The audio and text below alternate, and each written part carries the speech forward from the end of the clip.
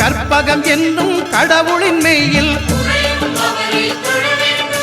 சூரியன் முதலாய் 9 கிரகமும் பலவித குணங்களை கொண்டிருக்கும் எங்கள் கற்பக தருவில் அவை வரும்போது ஒன்றாய் சேர்ந்து பலனளிக்கும்.